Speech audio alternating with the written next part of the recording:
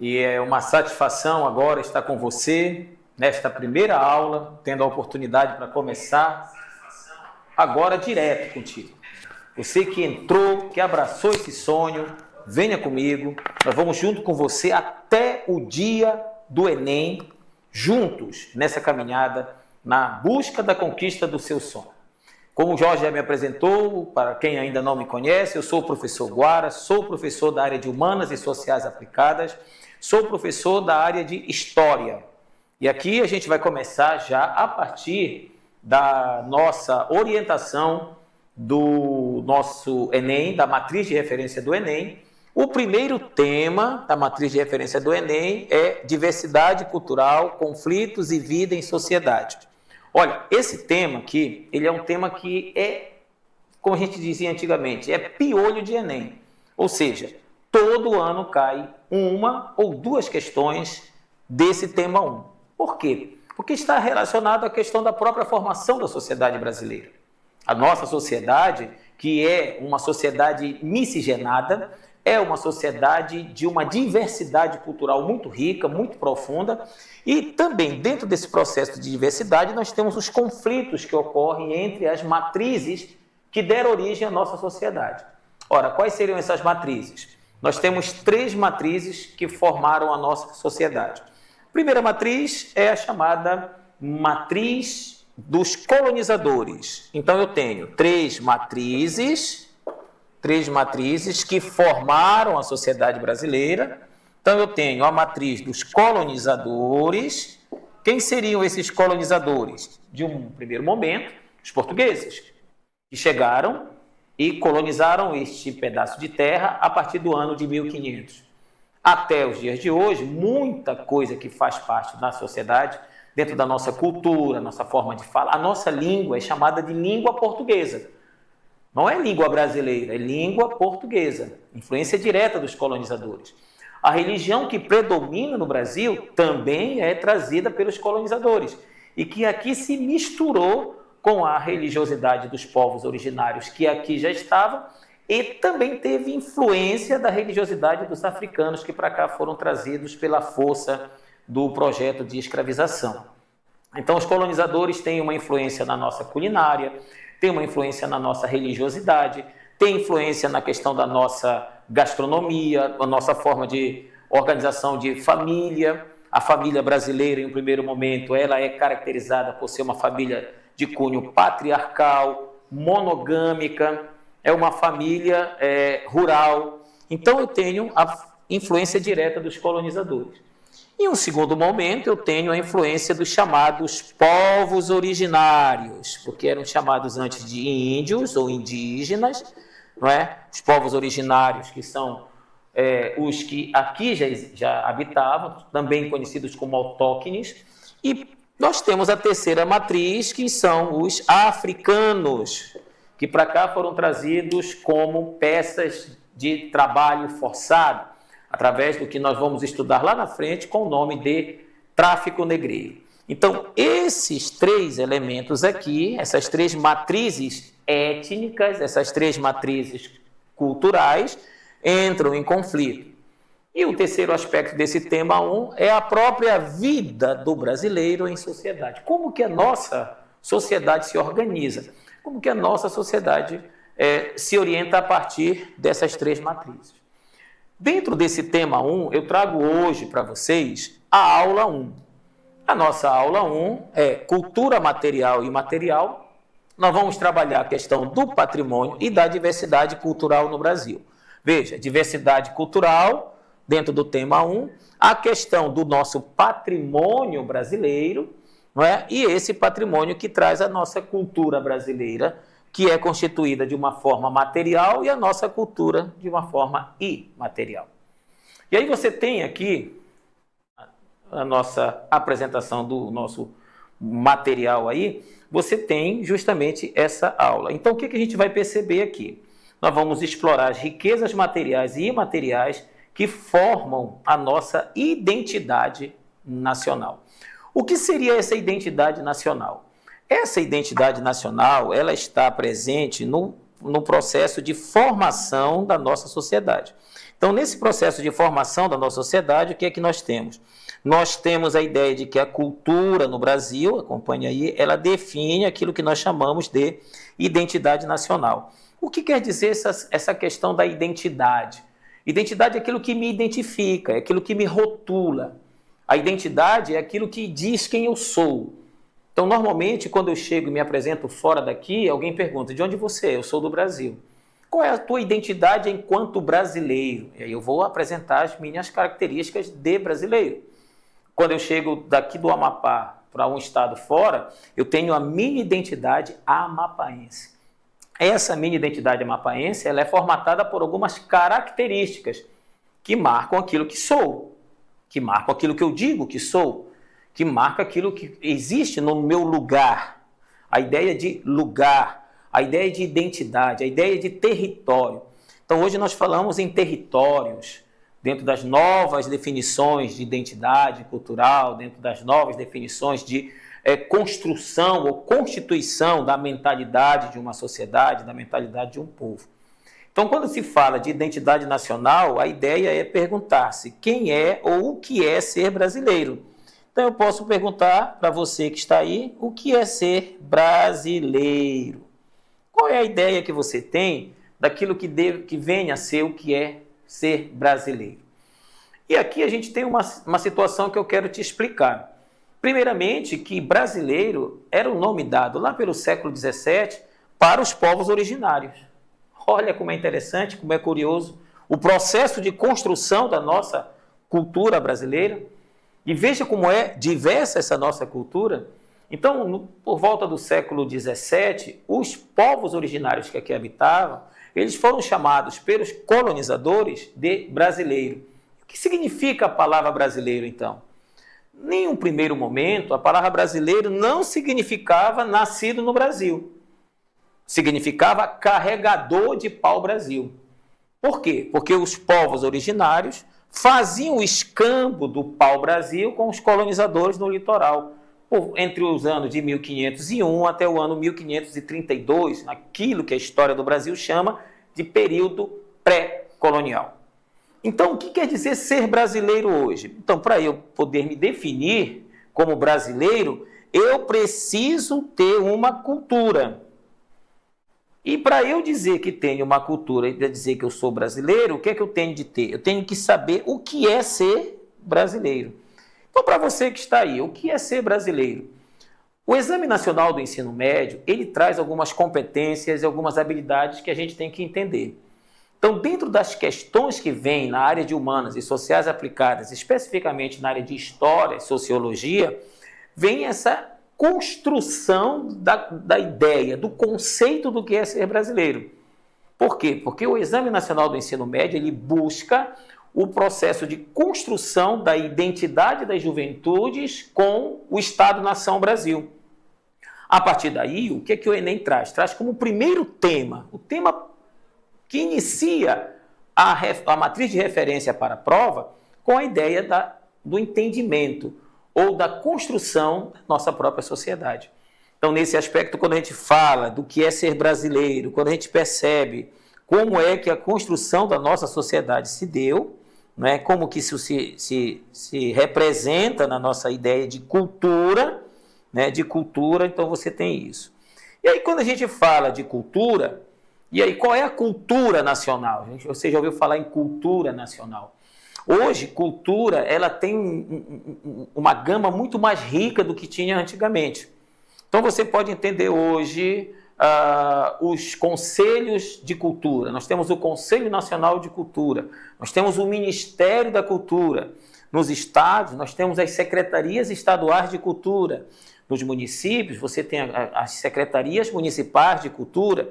Você tem os conselhos estaduais e municipais de cultura. Dentro desses conselhos, dentro dos ministérios, existem as definições de culturas. Então, eu hoje não consigo falar somente de uma cultura, eu falo de culturas. Então, eu tenho a cultura pop, eu tenho a cultura das periferias, eu tenho a cultura das favelas, eu tenho a cultura indígena, eu tenho a cultura afro-brasileira, eu tenho a cultura quilombola. Enfim, eu tenho culturas, então eu tenho juventudes, então eu tenho a ideia de definições, de comportamentos, de falas, vamos assim dizer. Eu tenho uma forma de falar no Nordeste, eu tenho uma outra forma de falar no Sudeste, e essas regiões, elas formam o Estado-nação Brasil, mas são regiões que, dentro de si, possuem diversidades. Daí falarmos em diversidade cultural para o Brasil. Então, a gente precisa primeiro entender o que é cultura. Eu posso dizer que cultura é tudo aquilo que o homem produz. Então, quando eu falo de cultura, eu posso trazer conceitos da antropologia, eu posso trazer conceitos da sociologia, da história. A própria geografia também nos dá conceitos do que é cultura. Mas para nós aqui, em nível de Enem, em nível de ensino médio, eu vou te dizer que cultura é tudo aquilo que o homem produz. Vou colocar assim, você pode até anotar aí, você que gosta de anotar no caderno, então você anote aí. O que é cultura? É tudo aquilo, vou grifar aqui, que o homem produz. Então, cultura é uma produção humana. E quando eu construo cultura, e quando eu projeto cultura, e aí o que é cultura? Então, eu tenho dois tipos de cultura. Eu tenho cultura material e eu tenho uma cultura imaterial. E aí começa a nossa outra análise. Qual é essa outra análise? O que é cultura material? Então, nesse aspecto, primeira coisa que eu preciso entender, o que é cultura material? Cultura material é tudo aquilo que eu consigo perceber, que eu consigo vislumbrar, que eu consigo tocar. Então, eu tenho três situações aqui que estão em destaque para você. Primeiro, eu tenho chamados bens tangíveis. O que são esses bens tangíveis? O que são os bens tangíveis? São elementos físicos que podemos tocar, preservar e visualizar diretamente. Então, aqui ao lado eu tenho, por exemplo, uma igreja. Essa igreja, que está aí na imagem que você está observando, ela é um bem tangível. Eu posso entrar nessa igreja, eu posso fotografar, caso seja autorizado, né? Porque existem patrimônios que a gente não pode fotografar, não pode filmar, por questões até de segurança. Mas outros eu posso fazer registros, eu posso filmar, eu posso fazer um vídeo. Então, esses bens são bens tangíveis. Aqui no Amapá, e isso eu falo para você que está me assistindo aí em outro estado, para você que está me assistindo em outro lugar, aqui nós temos alguns bens tangíveis. Eu tenho aqui também a igreja de São José, que é um dos patrimônios mais antigos que nós temos aqui no nosso estado. Eu tenho aqui a maravilhosa, esplendorosa, gigantesca fortaleza de São José de Macapá, que também é um bem tangível. Eu tenho aqui o Marco Zero, o monumento Marco Zero do Equador, que também é um bem tangível. Então, um bem tangível, ele é aquilo que eu posso tocar, é aquilo que eu posso perceber, vislumbrar. A outra ideia do que é cultura material são exemplos brasileiros. Por exemplo, o Centro Histórico de Ouro Preto, Paraty, o Museu Nacional, que representa a história do Brasil. Aqui no Amapá também eu tenho um exemplo brasileiro, o Centro de Cultura Negra. É um espaço aqui no Amapá, na cidade de Macapá, onde é desenvolvida a manifestação afro-amapaense. Por exemplo, o nosso rito do Mar Abaixo existe aqui durante o período da Semana da Consciência Negra, lá no mês de novembro, não é? O encontro dos tambores. Existe aqui também um rito chamado de Missa dos Quilombos. Isso é exemplo brasileiro de cultura material. E a outra ideia é o significado cultural disso. Então, cada construção, cada objeto ou sítio tem uma história sobre o povo e sobre nossas tradições.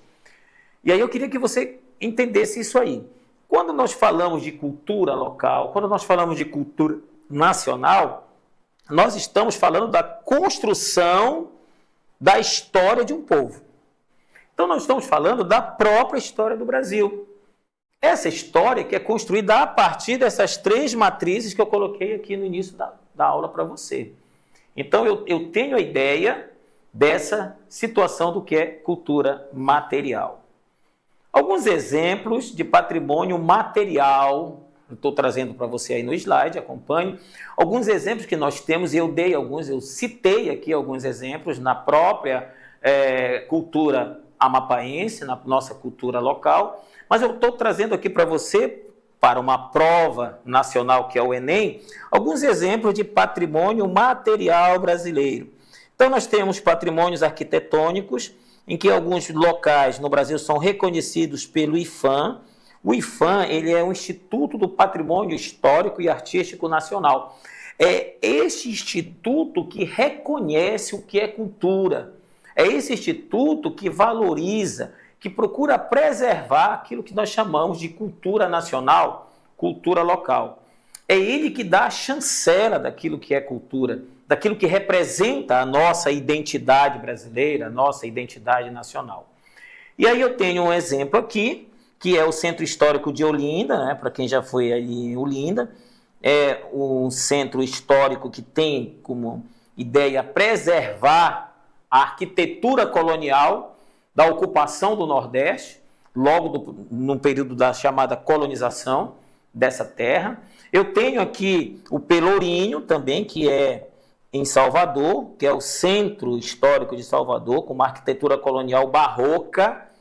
Então, a ideia dessa construção arquitetônica barroca, ela é muito presente em algumas regiões do Brasil. Por exemplo, além de Salvador, eu posso perceber, eu posso identificar a presença dessa arquitetura colonial barroca em algumas cidades no Centro-Oeste. Minas Gerais, por exemplo, onde se desenvolveu muito a cultura barroca. Aqui ao lado, eu posso mostrar para você a Serra da Capivara, que é um parque nacional que apresenta algumas pinturas rupestres que tem data de até 25 mil anos atrás. E também é um patrimônio material do Brasil. Então veja que esses três exemplos trazem para você a ideia de que o patrimônio material é aquele que eu posso vislumbrar, eu posso perceber, eu posso olhar. E são instrumentos que contam a nossa história, que são instrumentos que contam como que o Brasil foi construído. Então, nesse aspecto, eu queria que você anotasse uma situação, que a nossa cultura, ela passa por um processo, e aí você anota, ou pode até grifar aqui, processo de construção da nossa identidade. Então, eu tenho a construção da nossa identidade. Então, você não nasce já pronto. Então, ser brasileiro, como eu perguntei no início da aula. O que é ser brasileiro? Qual é a característica que diz que eu, professor Guara, sou brasileiro? A linguagem, a vestimenta, algumas tradições que eu sigo, dizem que eu sou brasileiro. No Brasil, por exemplo, nós temos uma tradição. Qual é a tradição aí? A tradição no Brasil de que nós somos um país que gosta de carnaval. Carnaval é uma tradição brasileira, se tornou uma tradição brasileira, é uma identidade do povo brasileiro. Nós temos carnaval na Europa? Temos. Nós temos alguns países como na Itália, na Espanha, mas não é igual ao carnaval realizado no Rio de Janeiro, por exemplo. Não é igual ao carnaval realizado aqui no estado do Amapá, nós temos aqui o nosso sambódromo. Então não é a mesma ideia. Então quando se fala carnaval, aí qual é a ideia que se leva? Brasil. Quando se fala em futebol, para onde se vai? Antes era para o Brasil, mas ainda é, porque nós ainda somos pentacampeões, os únicos no planeta pentacampeão. Então ainda se tem a ideia de que o Brasil é o país do futebol. Quando se fala em samba, samba é um ritmo, é um estilo musical, e este estilo musical identifica o povo brasileiro. Então, nesse aspecto, quando se fala em identidade, a identidade de um povo ela é construída por um processo. Então, existe um processo de construção da nossa identidade. Identidade, como eu estou falando desde o início da aula, é aquilo que diz quem eu sou, o que é ser brasileiro, quais as características do povo brasileiro. E aí quando se fala, o povo brasileiro é um povo acolhedor, o povo brasileiro é um povo solidário, isso são características de um povo. Qual é a religião predominante no Brasil? é a religião cristã, católica, trazida pelos colonizadores.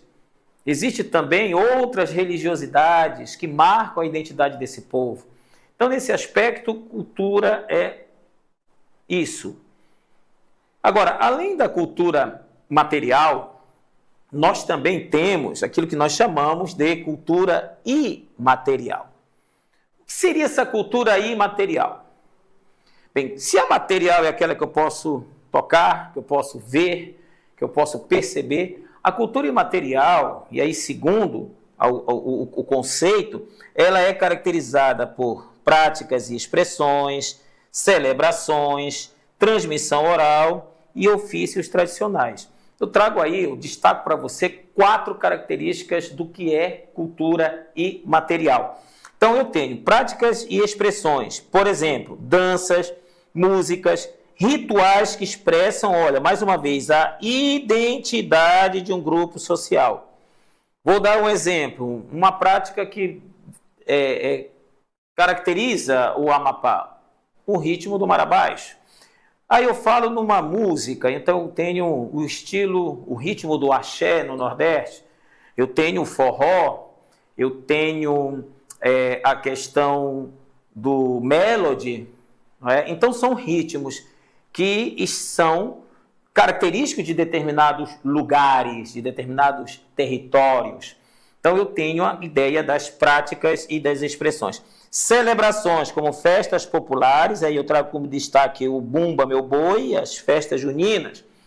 Nesse mês de junho, nós estamos vivenciando no Brasil as festas juninas. Eu tenho uma região que esse tipo de celebração ele é mais presente. Você que de repente está me acompanhando aí do Nordeste. O Nordeste, nesse mês de junho, ele para as celebrações de festa junina. Eu mesmo tenho acompanhado esses últimos dias festas em alguns lugares, como Aracaju, no Ceará. E aí são shows que levam multidões. E o ritmo é um só, é o ritmo da festa junina, é do arraial. Aqui no Amapá nós também temos inclusive nessas celebrações concursos de quadrilhas, essas quadrilhas que remontam os processos de danças lá do período colonial, lá do período do Império do Brasil, e que marca, em algumas vezes, o estilo de vida caipira, o estilo de vida do interior, lá no Nordeste, o estilo de vida do sertão. E eu tenho, então, o Brasil todo fervendo nesse aspecto.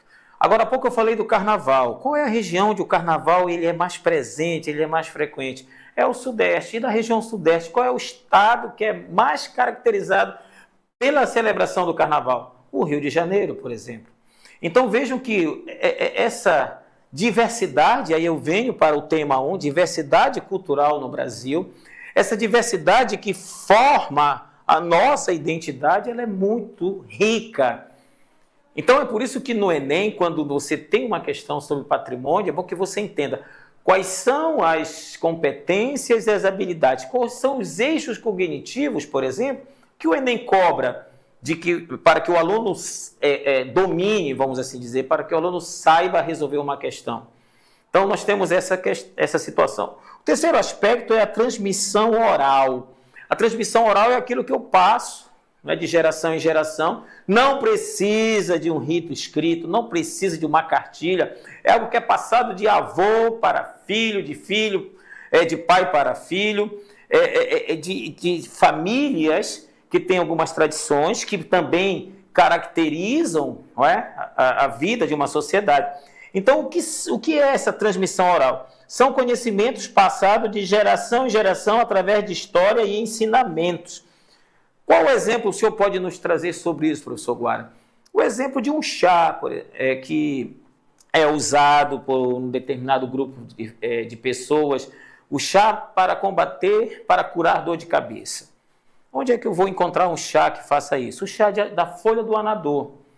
Não do anador comprado na farmácia, pessoal, mas aquela folha, planta do anador. Você que está me acompanhando aí, eu não sei se você já viu uma planta de anador. Né? Poderia ter trazido aqui para mostrar para você. E aí a pessoa vai lá no quintal da casa, isso é cultivado em vasos, tira ali 3 folhas de anador, coloca na água quente, tira o sumo, a pessoa bebe, passa dor de cabeça. Mas quem foi que ensinou isso? A avó, que recebeu da bisavó, e que recebeu da tataravó, e que foi passando de geração a geração. Não escreve, não existe um caderninho na família, dor de cabeça, a vovó escreveu aqui que o anador é bom. Não existe isso, é transmissão oral, é passado pela oralidade. E nós da história, nós temos a história oral, a gente tem essa linha de pesquisa dentro da nossa ciência. E o quarto e último ponto do que é cultura imaterial são os chamados ofícios tradicionais. Olha só, são técnicas artesanais como a renda de biuro, por exemplo, e a cerâmica marajoara. Essas técnicas artesanais nós também percebemos ela em todo o Brasil. Então, quem viaja de férias, agora estarão chegando aí os dias de férias no mês de julho, tem muita gente que viaja por esse país, e quando você chega nas feiras artesanais, você tem acesso a esse tipo de cultura, que também é passado de geração a geração. Não existe uma universidade que vá me ensinar a fazer isso, não. Isso é passado de pai para filho. E isso que eu estou trazendo para vocês, pessoal, é o que nós chamamos de cultura imaterial, não é? E aqui alguns exemplos de patrimônio material brasileiro. Assim como eu trouxe para você agora há pouco exemplos de patrimônio material, eu trago para você aqui alguns exemplos de patrimônio material. O samba de roda. Então, o que é o samba de roda? É uma manifestação musical coreográfica e também tem uma poesia, né, que é muito percebida lá no chamado Recôncavo Baiano. E essa manifestação já tem um reconhecimento pela Unesco. Então, algumas manifestações elas têm um reconhecimento não só do IFAM, mas elas têm um reconhecimento também da Unesco. E isso dá uma força, agrega valores para esse tipo de manifestação. Nós temos o segundo exemplo aqui, que é o frevo. O frevo, que é uma expressão musical lá de Pernambuco, marcada por passos acrobáticos e uma sombrinha colorida na mão. Eu estive recentemente em Recife fazendo um curso, e aí nós fomos presenteados dos cursistas, aí nós tínhamos cursistas de todo o Brasil, pessoal, e o pessoal da Fundação Joaquim Nabuco, que foi quem promoveu o curso de formação, eles nos presentearam, inclusive com essa sombrinhazinha do frevo, para nos lembrarmos da manifestação muito rica que eles têm lá. Cada estado tem algo que o caracteriza, cada estado tem algo que o identifica, cada estado tem algo que faz com que o professor Guara, aqui do Amapá, chegue em outro estado e eu me reconheça nesse outro estado como um amapaense, levando comigo minhas tradições, levando comigo aquilo que o meu povo acredita, a gastronomia da minha região. Não é verdade? Então, nesse aspecto, a gente tem essa construção, vamos assim dizer. E, por último, aqui do norte, o Círio de Nazaré, que é uma das maiores manifestações religiosas do Brasil, aqui de Belém do Pará. Então, das 3 situações que eu trago para você, veja bem, uma manifestação musical, 2 manifestações musicais, o samba de roda e o frevo, e uma manifestação religiosa, o Círio de Nazaré. Bem, caminhando um pouco já para a questão do desfecho da nossa aula, depois que a gente percebeu o que é essa ideia de cultura. Então, cultura é tudo aquilo que o homem produz. Quem produz cultura é o homem. Entendendo que, a partir disso, a identidade cultural nacional ela é resultado de um processo de construção dessa dita identidade. Entendendo que o patrimônio é um legado, e aí eu queria também colocar isso para você, que você pudesse anotar que quando eu falo de patrimônio, bem aqui, quando eu falo de patrimônio, o que é patrimônio? Patrimônio é um legado. Patrimônio é uma herança. E o que é legado? O que é herança? Herança é aquilo que eu recebo de outro. Herança é aquilo que eu recebo a partir de alguém que deixa para mim. O legado, pessoal, é aquilo que eu recebo. Então, quando fala-se de patrimônio, patrimônio é aquilo que nós, brasileiros, recebemos, herdamos. E herdamos de quem, professor Guara? Dos colonizadores, nós herdamos dos povos originários, nós herdamos dos africanos, que num processo de miscigenação, num processo de encontro cultural, resulta, veja bem, processo resulta ou resultou na construção da nossa identidade enquanto brasileiro. Então, quando eu tenho a construção do patrimônio cultural brasileiro, esse patrimônio cultural brasileiro identifica, lembra lá logo no início da aula, identifica, conceitua, define o que é o brasileiro, ou quem é o brasileiro. E aí o resultado de todo esse processo é em uma diversidade cultural. Em uma cultura nacional que não é única. Em uma cultura nacional que nem se propõe a ser uma só.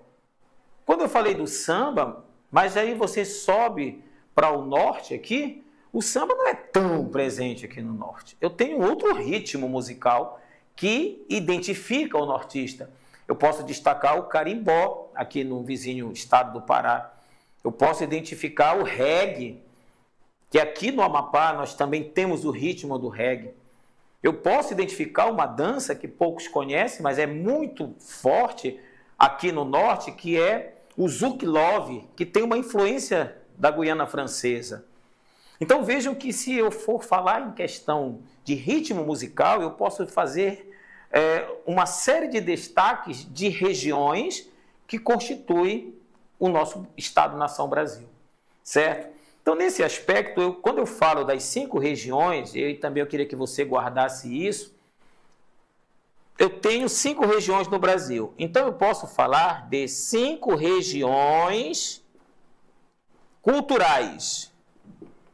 Eu posso falar em 5 regiões culturais. Então, eu posso dizer que eu tenho 5 regiões culturais. Eu estou falando, ao mesmo tempo, das 5 regiões políticas. Quando a gente chega na geografia, e aqui eu vou fazer uma fala interdisciplinar agora, e aí eu vou trazer um pouco da geografia para você, então presta bem atenção aqui. E depois eu vou fazer uma fala com a sociologia, porque isso é Enem, tá certo? Então o que é que eu tenho? Eu tenho 5 regiões políticas. Norte, Nordeste, Sul, Sudeste, Centro-Oeste. Quando eu falo de regiões econômicas, eu tenho 3 regiões econômicas. Eu tenho a Amazônia, eu tenho o Nordeste e eu tenho o Centro-Sul. E eu falo em regiões culturais também. Quando se fala em regiões culturais, eu continuo com 5 regiões culturais, que aí bate com as 5 regiões políticas da geografia, a chamada divisão política do Brasil. Eu tenho, então, uma cultura nortista, eu tenho uma cultura nordestina, eu tenho uma cultura do Sudeste, eu tenho uma cultura do Centro-Oeste e eu tenho uma cultura sulista. No entanto, dentro de cada região cultural, eu tenho os chamados territórios dentro dessas regiões. Eu tenho os lugares, os espaços geográficos, culturais, históricos. Por exemplo, se eu for para o Nordeste, eu vou ter em cada estado ritmo cultural diferenciado. Eu vou para o Norte, eu tenho no Norte aqui, por exemplo, o boi-bumbá. Eu tenho a questão do carimbó em Belém. Eu tenho o marabaixo aqui no Amapá. Eu tenho o tambor de Mina aqui no Amapá também. Podemos destacar aqui na Amazônia a questão daquele momento dos 2 bois de Parintins. Existe uma disputa entre garantido e caprichoso. Veja que eu estou falando de cultura do norte, mas dentro da região norte eu tenho uma diversidade cultural. E aí, quando você amplia isso para o Brasil, então eu posso afirmar contigo aí, que está me acompanhando, que isto aqui é muito presente e verdadeiro no Brasil. Essa diversidade cultural. O que é ser o brasileiro? O brasileiro é ser um ser diverso. É ser diversificado na sua cultura. Então, o brasileiro é um povo, o povo brasileiro é um povo que se caracteriza por uma diversidade cultural. Diversidade cultural. Para você? Fechou a ideia aí para você? Fechou a ideia aí para você? Eu tenho, então, um patrimônio cultural riquíssimo no Brasil. E aí, se eu tenho um patrimônio cultural riquíssimo no Brasil, o que é que eu posso, então, perceber? Eu posso ter a ideia de que este patrimônio precisa ser protegido e precisa ser valorizado. Olha, já caiu questão no Enem, e eu creio que tem uma questão dessa no conjunto de exercícios que eu disponibilizei para você aí, que defende justamente esse processo de se ter um aspecto dentro das instituições da República de preservação e de valorização do nosso patrimônio brasileiro. Agora, isso parte dos municípios, pelos estados, e aí eu chego até a União. Então, nesse aspecto, por que valorizar, por que proteger o nosso patrimônio? Primeiro, a ideia da identificação do nosso patrimônio. Então, quando eu falo em identificação, eu preciso ter pessoas que tenham disponibilidade para pesquisar, documentar os nossos bens culturais que são mais relevantes para a construção da nossa identidade. Então, aqui entra a figura do pesquisador, aqui entra a figura daquele que pesquisa sobre patrimônio, daquele que tem o interesse em entender a nossa diversidade cultural.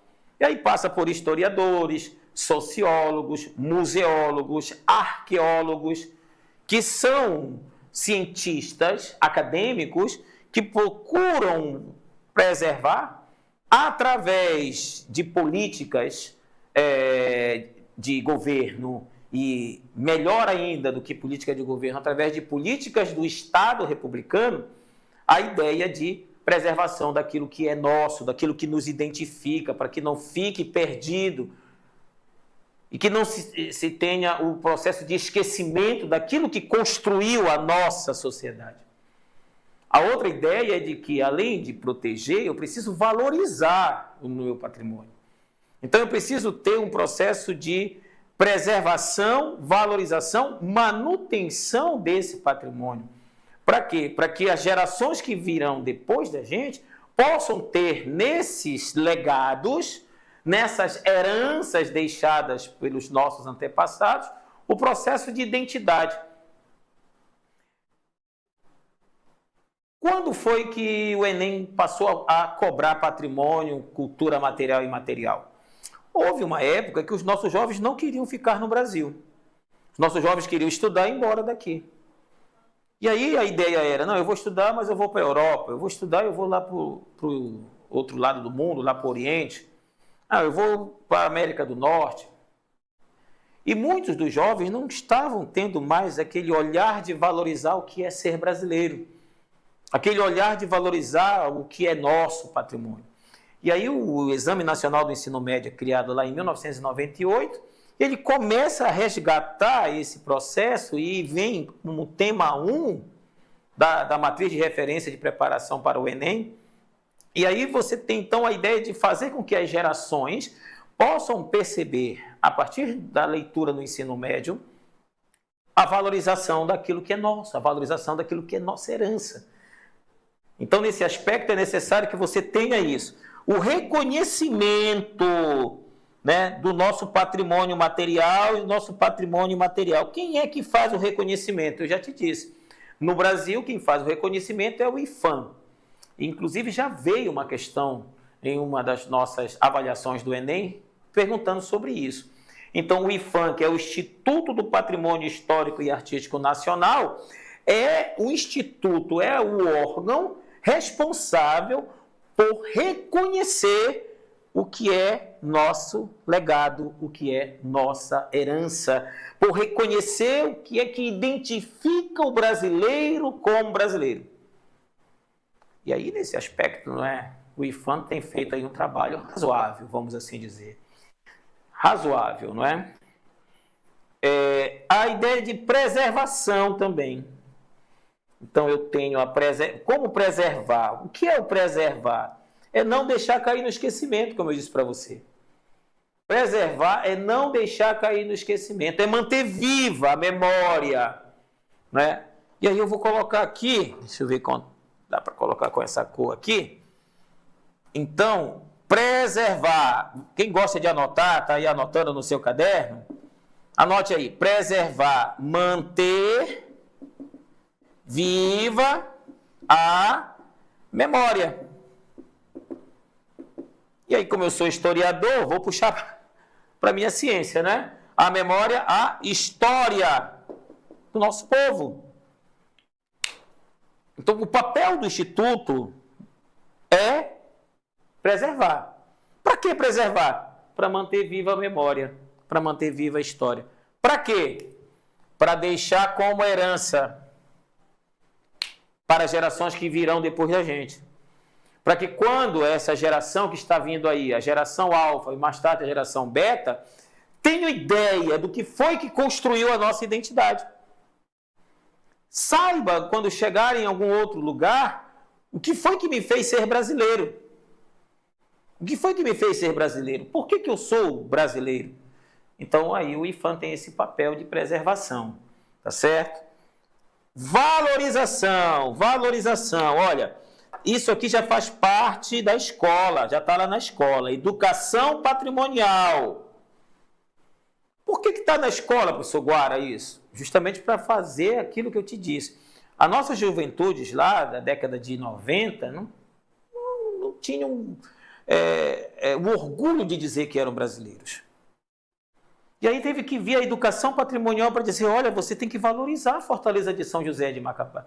Você não pode chegar lá e pichar lá com aquele marca-texto, não é? Forever, the best, que tem muita criança que escreve isso ali naqueles muros de um patrimônio construído a partir do suor, das lágrimas, da exploração do trabalho de indígenas ou povos originários e africanos escravizados. Aquele patrimônio é um legado, aquele patrimônio é uma herança deixada para nós, que representa o processo de ocupação, de dominação dessa região, então tem que preservar isso. Se eu estou morando aqui às margens do rio mais lindo desse planeta, às margens do rio Amazonas, quem foi que me deu essas condições? Quem foi que fez com que isso pertencesse ao Brasil?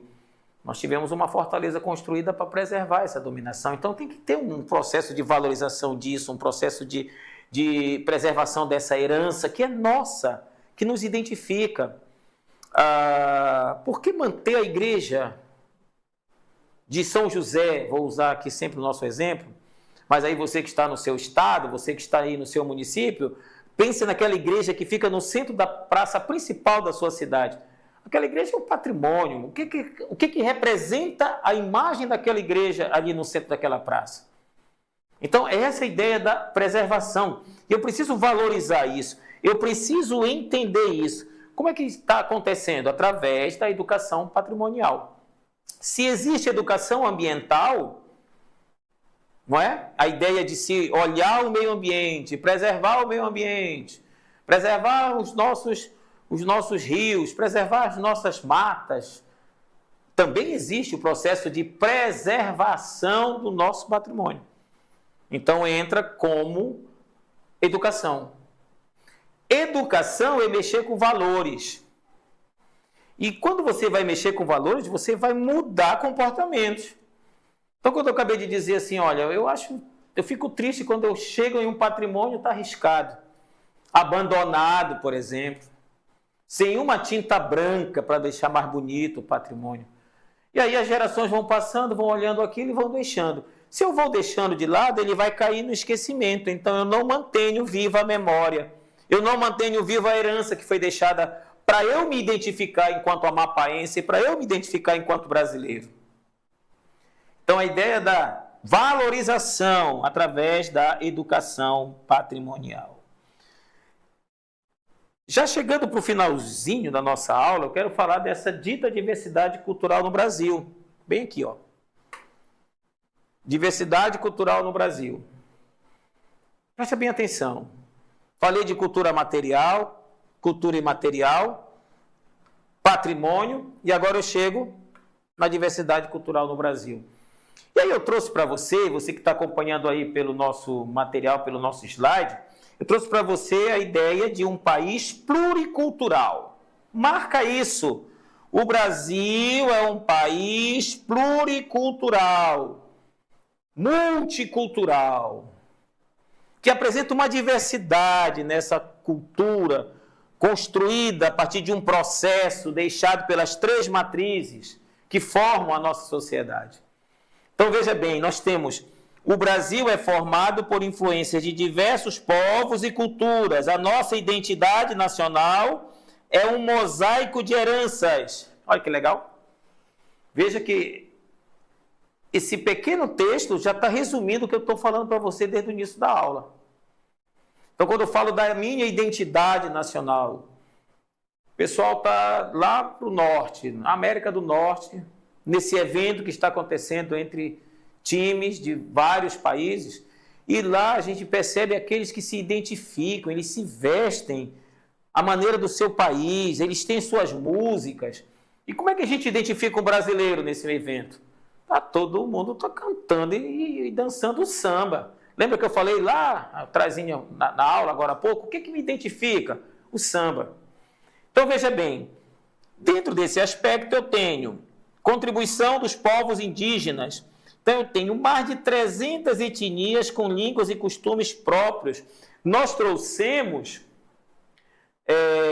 de lá dos povos originários alguns costumes, por exemplo, que hoje fazem parte da nossa cultura, do nosso comportamento. Dormir de rede, aí no seu estado, aí no seu município, você dá aquela deitadinha depois do almoço, depois de tomar aquele açaí com camarão, ou aquele açaí com peixe assado, aquele açaí com frango assado, aquele açaí com mortadela, aquele açaí com calabresa, aí dá aquela deitada na rede. Você acha que foram os colonizadores que trouxeram isso? Não, foram os povos originários. O uso da rede é com eles. Tomar banho 3 vezes ao dia. Olha, os colonizadores que vieram para cá não tomavam 3 banhos ao dia, sabia? Eles passavam alguns dias sem tomar banho. E quando eles olhavam os indígenas que saíam de suas ocas e mergulhavam no rio, eles se assustavam. Meu Deus, já teve a 2ª vez que está mergulhando. É um costume dos povos originários. E esse costume passou para nós. E eu sempre, às vezes eu brinco, né? Tem adolescentes que ainda mantêm o costume de não tomar 3 banhos ao dia. Eu digo, olha, o nosso costume é 3 banhos no dia. Esse é o costume trazido dos povos originários. Quando as pessoas vão apanhar açaí, que usam a pecônia, de onde veio esse costume? Dos colonizadores. O que foi que os colonizadores trouxeram para nós enquanto costume? Tomar vinho, fazer bolo, o lanche depois do almoço, entre o almoço e o jantar, os colonizadores trouxeram para nós. Os africanos, o que foi que os africanos trouxeram? Então vejam, a questão de algumas falas, de alguns costumes dos povos indígenas. Os africanos trouxeram a sua religião, a sua culinária, a música e algumas danças. Os europeus trouxeram a arquitetura, a língua, festas e tradições. E os asiáticos, que aparecem aqui, trouxeram gastronomia e alguns festivais e arte. Então vejam que o brasileiro ele traz essas heranças, esses legados que construíram a partir de um processo a nossa identidade. Certo? A nossa identidade. Bem, já terminando, eu tenho 305 línguas indígenas, 5 regiões culturais. Eu coloquei bem aqui para você 5 regiões culturais. Ó, cada região com a sua manifestação cultural própria e suas tradições distintas. Cada região, cada lugar nesse país é assim. E 48 patrimônios reconhecidos pela Unesco. Para já ir fechando, nosso tempo já está chegando, Daqui a pouquinho teremos a nossa segunda aula. Vou apresentar para você o professor que vai falar para você daqui a pouquinho. Camarada fera. Qual é a relação e qual é a interação que eu tenho entre cultura material e imaterial? Primeiro, o berimbau, né? A imagem está aqui ao lado, né? Aqui ao lado. É um instrumento físico, ou seja, ele é um instrumento material, mas ele carrega um saber da construção e da técnica e execução do berimbau. Então, nesse instrumento eu tenho a cultura material e a imaterial ao mesmo tempo. Elas interagem entre si. Então, eu enxergo o berimbau, lembra? Cultura material, eu posso ver, eu posso tocar. Mas o que foi que fez com que o berimbau viesse a existir? Um saber. Saber é diferente de conhecimento. Olha bem, saber é diferente de conhecimento. Então, qual é a diferença entre conhecer e saber? Eu vou usar o exemplo que sempre eu escuto lá na igreja, que é o seguinte: conhecimento. Eu sei que o tomate é uma fruta. Ele não é um legume. Isso é conhecimento. E o que é saber? O saber é quando eu sei que eu não posso usar o tomate para fazer como componente de uma salada de frutas, que não vai ficar legal. E isso é o saber. Conhecimento, vou repetir. Você pode ter ficado assustado agora, né? Conhecimento. Eu sei que o tomate não é um legume, ele é uma fruta. Conhecimento. Olha aí, bonito. E sabedoria? Não usar o tomate dentro da salada de fruta. Isso é saber. Berimbau, como é que eu vou fazer o berimbau? É um saber, é um conhecimento passado de pai para filho. É um artesanato. E aí eu tenho a cultura imaterial, que é como produzir um berimbau, e a cultura material, o berimbau já pronto e tocando.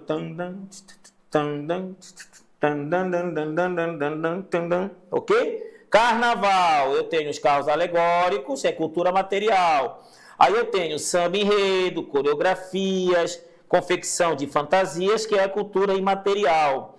E as igrejas barrocas eu tenho as edificações, que é a cultura material, mas lá dentro eu tenho os rituais religiosos, as festas e as tradições, que é a cultura imaterial.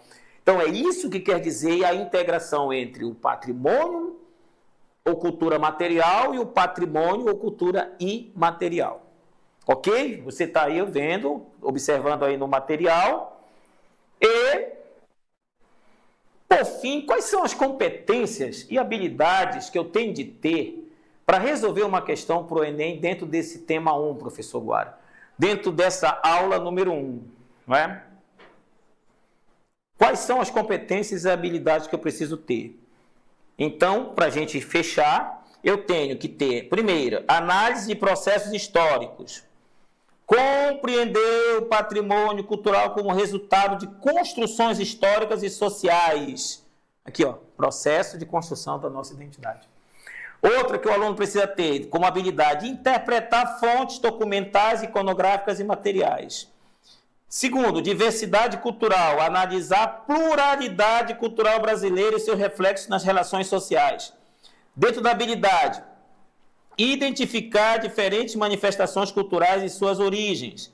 E o terceiro aspecto, cidadania e direitos, valorizar o respeito à diferença, reconhecer direitos culturais como fundamentais, relacionar cultura, memória, cidadania dentro da sociedade brasileira. Ok? Olha, você ficou aí com um simulado que eu passei para você. Amanhã eu vou trazer para você o comentário dessas questões antes de iniciar a aula 2. A aula 2 ainda é dentro do tema 1, ainda está aqui dentro. Então, como está ainda dentro do tema 1, amanhã eu vou fazer um comentário e resolver junto com você algumas questões, mas você já tem acesso, você já pode tentar hoje resolver. E a gente aqui no desafio, a gente está trazendo uma novidade. Porque dentro das questões que a gente está deixando para você, a gente está identificando contigo as competências, as habilidades e os eixos cognitivos que você deve ter, deve levar em consideração para poder resolver as questões. Mas não te preocupa, você vai tentar fazer as questões, já estão à disposição para você aí, mas nós vamos acompanhando você por aqui. tá? E qualquer pergunta que você fez, qualquer dúvida que você teve, a gente vai tirar no processo, no decorrer das aulas. Porque aqui com a gente, o interesse é que você entenda, compreenda, não só a aula, mas entenda o processo para resolver a questão do Enem. Que esse é o nosso objetivo, preparar você para o Exame Nacional do Ensino Médio. Ok? Nós vamos ficando por aqui. Eu quero agradecer a sua atenção, eu quero agradecer a sua disponibilidade e nós nos veremos na próxima aula, continuando ainda o tema 1 sobre diversidade cultural, conflitos e vida em sociedade no Brasil. Até a próxima aula.